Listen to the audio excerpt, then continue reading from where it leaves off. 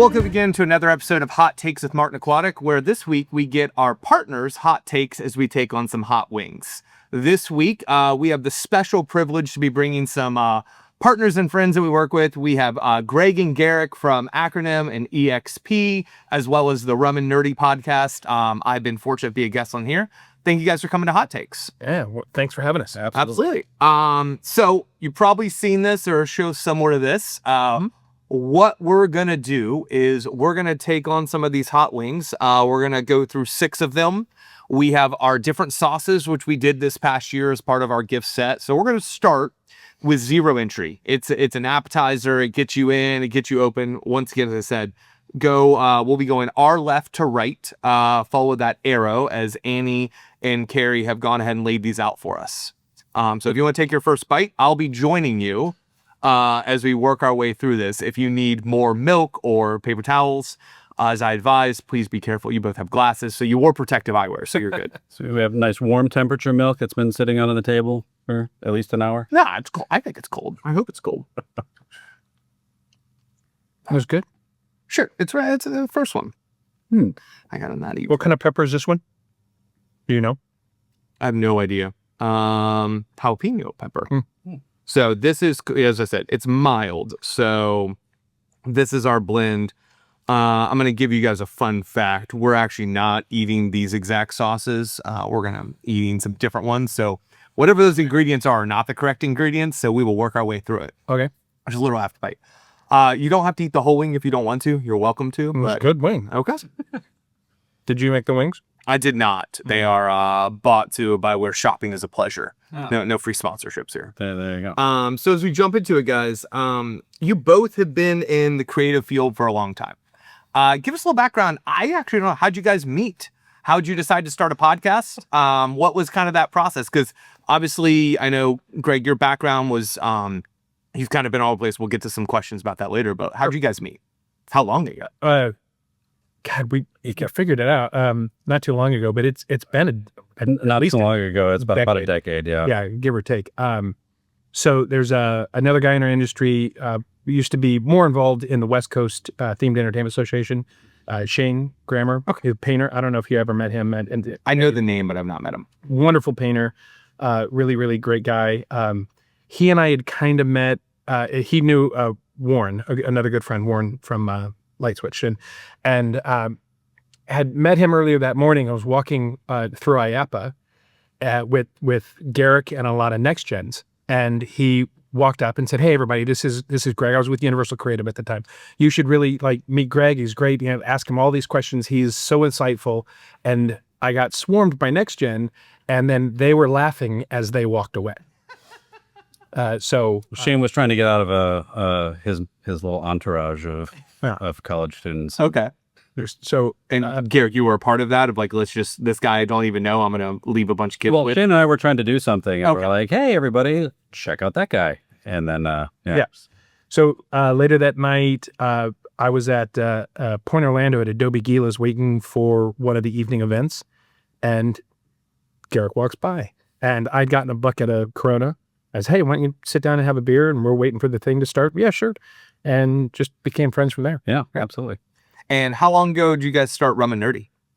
Oh, that was a pandemic project. All right. So, hey, what do you do when you have to take a couple of weeks off of work in the middle of pandemic? Start a podcast. Okay.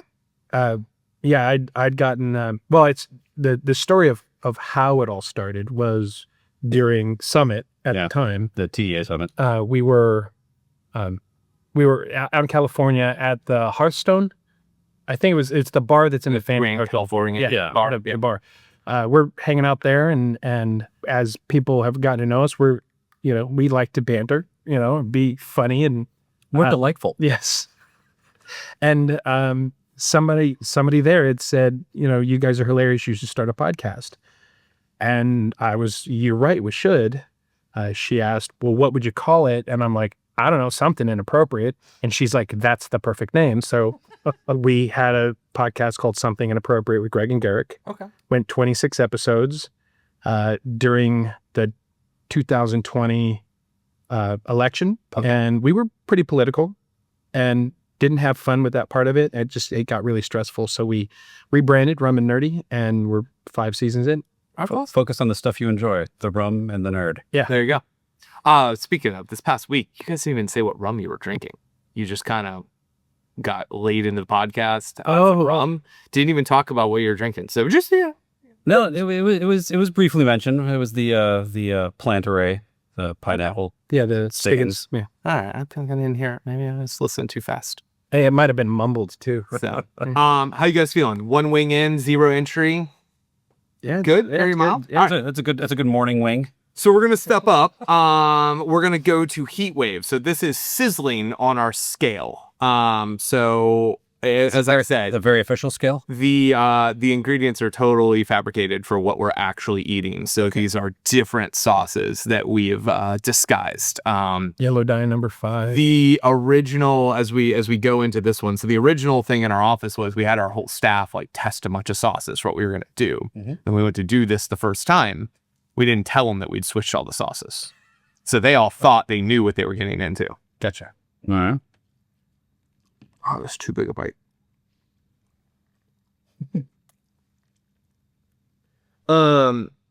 So It's juicy. I wonder if the microphone's picking up how juicy that is. it's a good wing. They're fresh. Garrick, I'm going to throw this question to you. So your day job, one of your many jobs, but you're at EXP. You've been there 20 plus years, so you know. It's my first real job. Okay. I graduated college and now I'm here. Okay. What keeps you excited about being at EXP and the projects you get to work on? I know for those of you, obviously we work on a lot of NDA projects and we've done a lot of stuff. Some stuff's now becoming public that you've worked on. But what's kind of the exciting part about that part of your life and business? EXP always keeps it different. Like the variety of projects that come in the door. Like, hey, I'm working on a themed attraction one day, or a water park the next, or the world-class hotel. Just they have the kind of the full lineup of projects, so it always keeps it interesting. And as far as companies go, they're very supportive. So whenever you have a crazy idea for something you'd like to try, the company's always like, yeah, you know what, we're going to back you in that crazy idea. Try to go make it work. That's great. Yeah. So and we do, as you know, still a Martin Aquatic podcast, as we do a ton of work with EXP, and it's always funny how many jobs we find ourselves on that we don't even know we're actually on the same job for a long time. So it's a surprisingly small industry. really is. So when you look at the number of people that are working on the different firms that are working on a project and the different firms that are bidding that project, it's like, oh, hey, we're just playing in the same sandbox always. I find it safest to assume that EXP's on it. Okay. It doesn't matter who the architect is. They're doing something. Yeah, somebody with how much coverage they have, if somehow Garrick hasn't gotten it, Aram may be on there from lighting design, if it's not full MVP and all of that. Especially from the facility engineering side, because we're kind of the easy button, and it's the most. We do some exciting aspects of projects, but we do a lot of boring aspects of projects, but we make those boring parts really easy and really successful. Yeah. Because nobody wants to spend money on underground infrastructure. Talking to the aquatic guy, who the majority of the money is in the piping and the plumbing and in the filters, but Absolutely. we want a bigger pool. But when you're looking at an attraction, you're like, no, we want to, you want to focus on trying to deliver the most guest experience above ground and try to limit the amount of financial exposure that just gets buried and not seen. That queue line doesn't need restrooms. No. It's only going to be 3 hours. They'll be fine. They'll be fine. And nothing says they're probably going to be the lowest bidder, other than global, huge, tens of thousands of employees and infrastructure. Like, that's what keeps your cost down. I mean, EXP is still 5-10. I mean, you guys are huge. About 5,000. Yeah. Well, I thought it was tens of thousands. No, we're only 5. Oh, you're global. We are global. Just opened an office in Saudi Arabia. Yeah. Big presence in Canada. We do a lot in Canada. You're Canadian based, correct? Technically. Maybe not anymore after. We won't keep this political. As I'll let you finish. We were Canadian. You're in a wing. We were Canadian based before it was cool. Okay. Made in Canada. Very. Or made in America. Depends on which office you hire, right? How you feel? You're still finishing that wing, so I won't move on too quick. I will introduce our third wing. This is called Blazing Basin. The heat scale was yikes. I'm gonna be honest. This is a ramp up. The first two are pretty low entry. I'm feeling a little heat on the lips. Probably got too much on the lips already. I trimmed my beard down so I'm not deflecting the heat as much. I like that last one because I mean, it's got a little spice, but it's good flavor too. Yeah. And now I would say all of these -1, which you guys will quickly recognize, have good flavor. There's one that we are not a huge fan of on this side of the table. This one is terrible. Please try it. Yeah. So, but if you guys are ready, we'll jump into a Blazing Basin, and then Greg, I'll come to you with the next question. Ooh.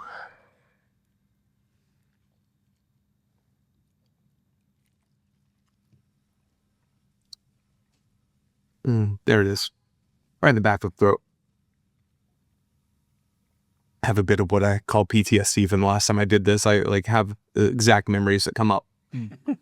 Oh, I've tasted that flavor. There's a smokiness in this one. A little bit of smoke, kind of hits you, to me, hits me in the back of the throat more than the front of the lips.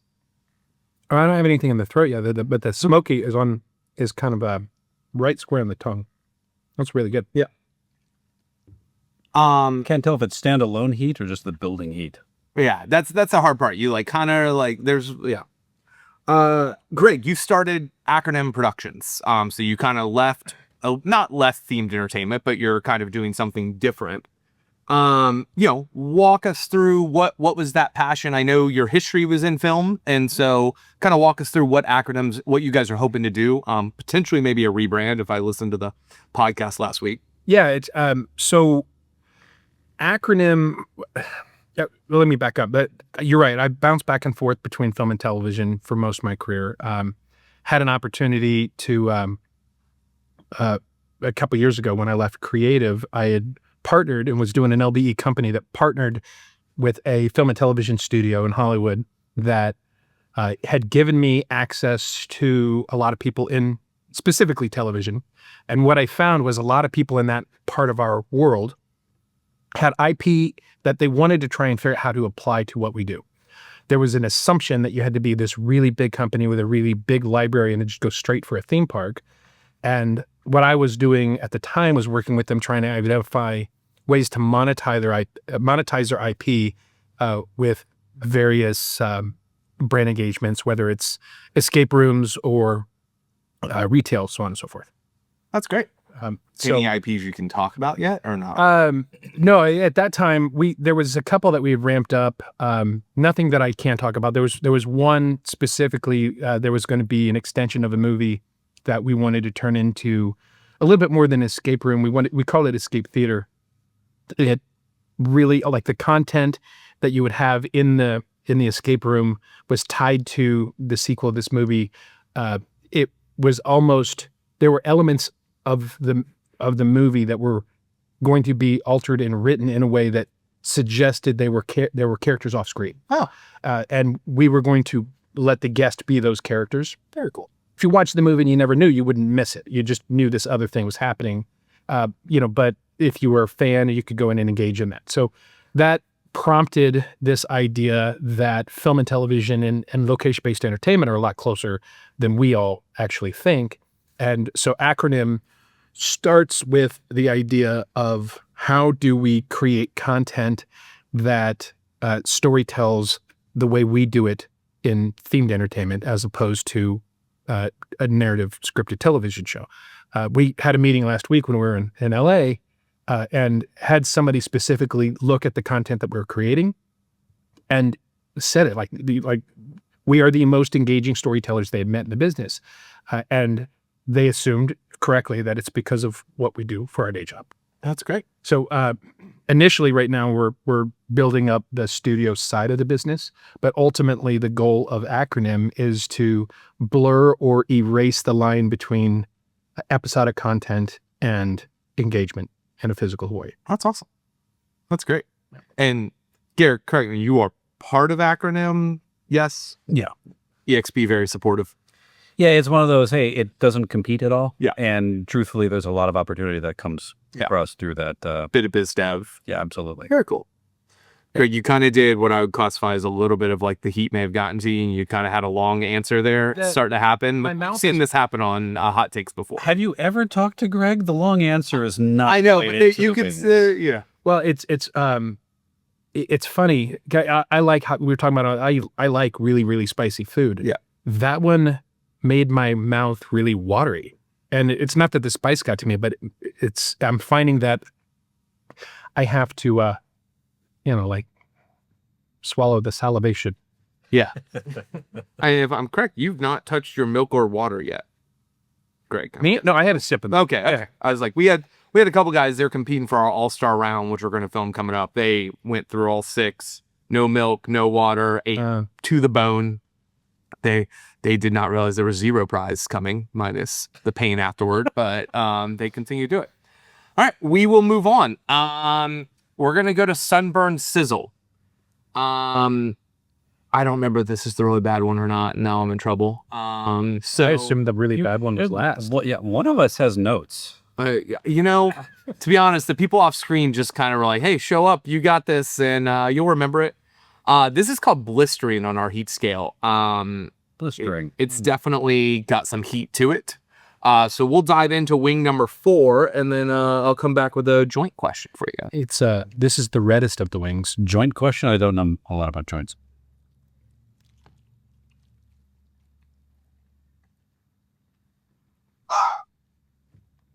I'm like not doing well already. It's like already hot. You're going to die. I'm going to die today. I was not looking forward to this at all. I don't know. Things in my mouth have just started to die, but I don't have a lot of flavor for that one. It's not flavor. It's just kind of pain. Yeah. Yeah. This one definitely tastes like a mistake. When you went for a second bite. So I don't. As you guys are with acronym and Oh, we don't have to finish these? I'm sorry. you do not have to finish them. You're making a new docuseries right now, but is there, Garrick, I loved on the recent episode, you talked about the Yacht Rock documentary. So It was fantastic. produced by Bill Simmons. I don't know if you know who he is with The Ringer and has a bunch of podcasts, but he's done a lot. He did a whole music series called Music Box on HBO, if you've seen any of those. But what is a documentary, money not being an object that you guys would want to make? So you would get to, pick it, and what is that? Is there a passion project that you're like, this is what I want to deep dive into? for docuseries. I mean, personally, I don't have a documentary, a true documentary. Okay. I don't have a true documentary that I like to see, because you can make any documentary compelling if it's a compelling story. Two of my favorites out there is The King of Kong. Oh, it's the guy that, beat the high score in Donkey Kong. How can you make that interesting as a documentary? And it was amazing. Yeah. It was fantastic. Yeah, that's a 15-minute show at best, and they turned it into a full thing. Yeah, and then my other favorite docudrama, where I would have loved to have been a fly on the wall in the pitch, was A Flash of Genius. It's about the guy that invented the intermittent windshield wiper. Oh, the And- Greg Kinnear movie. Yeah, and I've never even heard of this. yeah, and you see, I say it, you're like, that sounds terrible. Why on earth would you watch it? It was a really good movie. Yeah. It was a compelling story. Was it And Ford or somebody said, yeah, let's take a look. They reverse engineered it and just cut him out. And he sued him, and it took like forever. so it ended up kind of being a courtroom drama, but a little history about the guy's life. But you wouldn't expect it to be good. And it's those surprise stories where they kind of come up and really get to you. So I don't know if there's any one major event I would love to see, but yeah, a good story. Any good story. For me, we have a narrative scripted show that I started during the pandemic. Now, I'm from Kansas City. Yeah, I think you know that. We've talked about it. And historically in Kansas City, I knew growing up that there was a lot of connections with Kansas City and organized crime. My father apparently had worked for some of those guys back before I was born, in the late 60s and early 70s. And I decided I was going to do some research on that. And when I looked up organized crime in Kansas City, everything came back to a period between the 1920s and early 40s. Boy, a lot of water. Around a singular guy named Tom Pendergast. So I really started breaking it down, and historically what happened in Kansas City during that period of time was breathtakingly cool. You couldn't write better fiction than what actually happened there. So I began breaking that down into a 5-season, 10-episode per season arc. And it's documentary in a sense, but we want to tell it in a narrative format. And this has been my passion project for coming up on about 5 years. I've been working on developing this. It's one of the goals of Acronym is for us to move into the narrative scripted television, and this would likely be our first show. Very cool. A story that kind of starts with organized crime ignoring prohibition, and it ends with Harry Truman becoming president. Okay. Yeah, Kansas. Right where you fall. Yeah, Kansas City did that. Like, about a year before prohibition was passed, they saw it coming. The city lobbied the state of Missouri to enact a law that said a state couldn't dictate how a municipality governed its police force. So what happened? They just said, we're not enforcing it. And we're like, what do you mean? There was a very famous news conference that happened, and they asked Pendergast, like, how do you justify this? And he just simply says the people are thirsty, and they just did it. Wow. And the Or they didn't do it. Yeah, or they didn't do it. And what that meant for jazz at the time, all the jazz greats went to Kansas City because they could play in clubs without being, raided and arrested. I had no idea. Sounds like a great series. Hopefully in the few years you can watch it. So yeah, I was hearing you guys talk about some of the shows, so I can definitely see some of that idea there. You guys ready to make the turn for the final two? Let's do it. You guys are honestly holding up very well, so I'm very impressed. So there's not a lot of sweat coming out right now. So Yeah, my mouth is sweating, but I mean, I can handle the spice, but it's weird on how much I'm salivating. Okay. I'm dead on the inside, so that helps. Yeah. We are gonna go to the fifth sauce, which is called management track. The fun joke here at Martin Aquatic, if you guys know a bunch of our senior leadership, we're all bald and bearded, so this is the logo that we created for this one. So always tell Matt Kent he's never gonna fully get up there as long as he's got that great head of hair. So My hair. but the rest of us, I think I have less hair now than when I filmed this last time, which is hard to do, but there we go. So we will dive into wing number 5. I have no idea where this is sauced at. I'm trying to avoid it. Wait, is that cheating? Well, you have to do 6 rounds. Still feels like cheating. Oh, that's too big a bite. That feels less spicy than the last one. I think that's the general belief. I feel like 4 always hits about there. Yep, and there it comes. So you're saying it's a delay? I don't know. It always hits me late, and I feel like some of them, like the first 2, I still feel like they're on my lips. Yes. The last 2, it's been more mid to back of throat where I feel the heat. Maybe it reactivates the previous hot. Could be what's happening. It's just kind of building. See, you're fine. You ate 1 bite. So, Yeah. sounds like you guys are both incredibly busy. Side hustles and full-time hustles and all of that.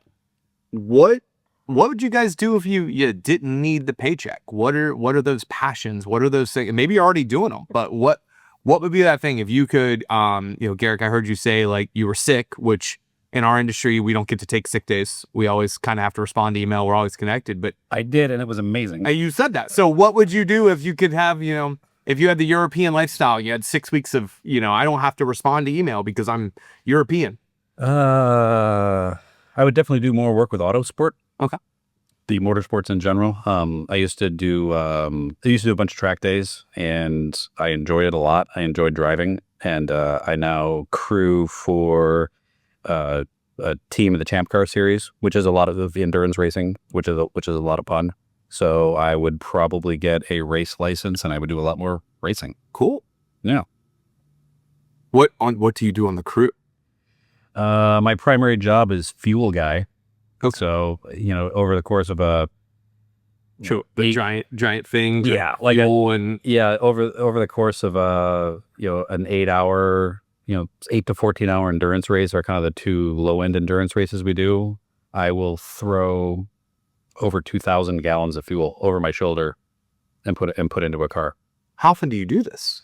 We used to do it probably 6 times a year, and then the team that I'm on, 2 of the guys went off to race in a Viper series, so we haven't done the endurance racing as much, but I'm hoping to do a lot more. Okay. I've been to the races with him and it's fun being down there in the pit. I only own one Italian suit, and it's fireproof. No, for me, it's really like projects like Pendergast. I love to develop projects. And I'm not talking about just my concepts. I like when somebody has a really good idea and us figuring out how to do that. It's kind of like my day gig, but yeah, I love what I do, and I would just keep doing it. I'd just have a lot less anxiety if I didn't have to also pay bills. Okay. So I think the real reason this is called management track is because it's a whole lot of talk and not a lot of bite. This is not nearly all right. This is not nearly as bad as the sunburn sizzle. So now we've heard it, Annie. You're gonna have to send us some a little more next. The management. So I feel like it's not getting them. What would you say you do here? So, with that, we will head to the sixth and final one, since you're not feeling the burn from management track. It's called the deep end. If you notice, our chicken is now just a flaming skeleton, has made its way to the end. I should probably figure out what this is on the Scoville rating, but it's a lot. It's SCOGO rating? Scoville. Yeah. it's a lot. So, with that, What are you waiting for? bon appetit. Yeah.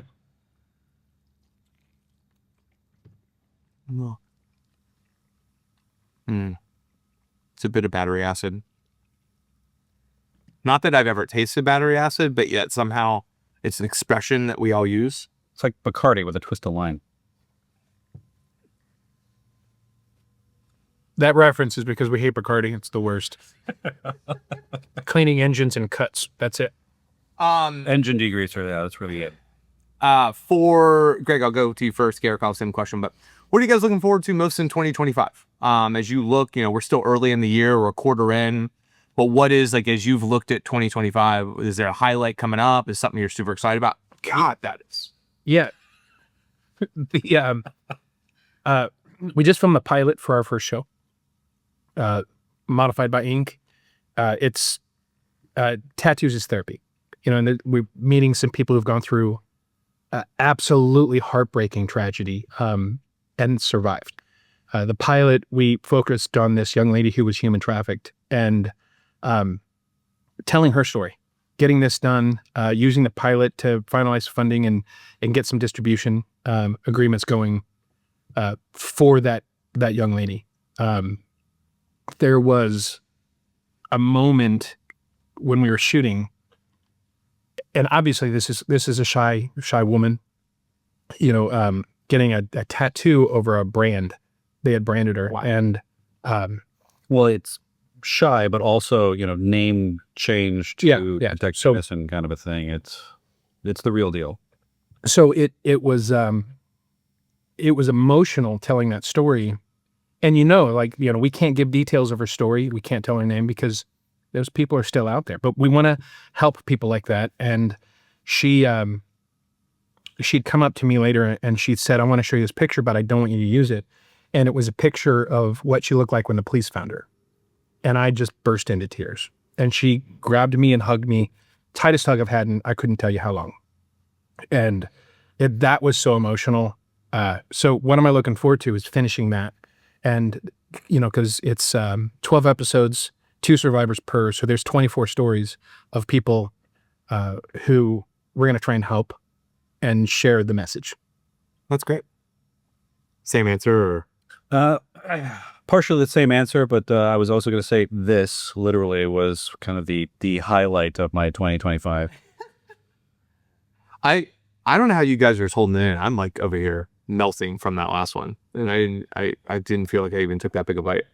It's certainly hot. I'm feeling it, but it's not unhot.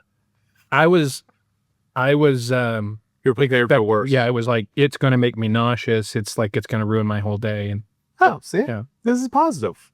Yeah. So, well, thank you guys for being here. Obviously, great friends, great partners. Enjoy working together. Enjoy crossing paths. Things we're looking forward to. You guys are launching the TEA podcast. I don't even know what that means or what that's going to look like. It's probably going to be a paid sponsorship to be on it, based on how TEA is going these days. But Yeah, we'd like to try it to not be, but but we're definitely looking for production sponsors to kind of help with the cost. Yeah. 'cause- And then obviously you guys, can plug you Rum and Nerdy, which we'll give you the audio of this if you'd like to have a bonus episode for that week that you guys want to take vacation. Oh, that'd be great. We'll probably fill in around it too, and give the dirty secrets on what we were actually going through.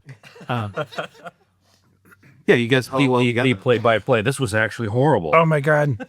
Yeah, no, it's if you want to the podcast, rumandnerdy.com, rumandnerdy.com, and we're on all the platforms.